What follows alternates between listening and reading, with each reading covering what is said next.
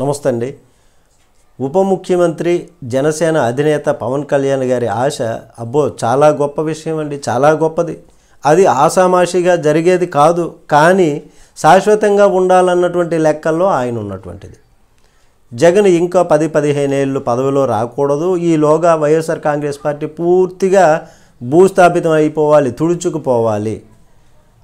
అంటే అప్పట్లో 2009లో ఆ రోజున వైఎస్ రాజశేఖర రెడ్డి గారికి సంబంధించి పంచలోడ తీసి కొడతామన్నటువంటి విషయం నుంచి వీరిద్దరి మధ్య విభేదాలు, డిస్ప్యూట్స్ ప్రారంభమయ్యాయి. వైఎస్ కుటుంబాన్నే రాజకీయంగా దెబ్బతీయాలి అన్నటువంటిది, నిలదొక్కకూడదు, పూర్తిగా వాళ్ళు రాజకీయంలోనే ఉండకుండా అనేలాగా. ఇప్పుడు శాంతంగా వైఎస్ఆర్ కాంగ్రెస్ పార్టీ తుడుచుకుపోవాలి. అది కూడా కుల డిస్ప్యూట్స్గా అనుకోలేదు అప్పుడు. ఆ టైంలో వ్యక్తుల మధ్య అనుకునేలా ఉండేది. ఆ తర్వాత ఇప్పటికీ పవన్ కళ్యాణ్ దాన్ని కుల డిస్ప్యూట్స్గా ఆ వైపు తీసుకెళ్ళగలిగారు. చివరికి వచ్చేటప్పటికి ఇప్పుడు సమీకరణాలు అడుగులు మారిపోతున్నాయి.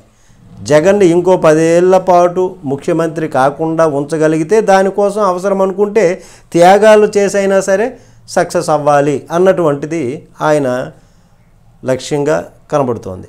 అయితే ఆ స్పేస్ని ఏది ఈ వైఎస్ఆర్ కాంగ్రెస్ పార్టీ ఆక్రమించుకున్నటువంటి ఇప్పుడైతే ప్రస్తుతానికి 40% ఓట్ బ్యాంక్ ఏదైతే ఉందో ఆ స్పేస్ని ఆక్యుపై చేసి రాబోయే రోజుల్లో అంటే భవిష్యత్తులో ముఖ్యమంత్రి కావాలనుకుంటున్నటువంటిది ఆయన కాన్సెప్ట్.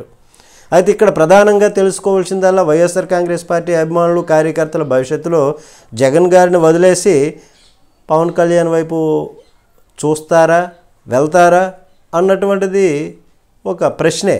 ఇది తెలియాల్సినటువంటి పరిస్థితి. నమస్తే.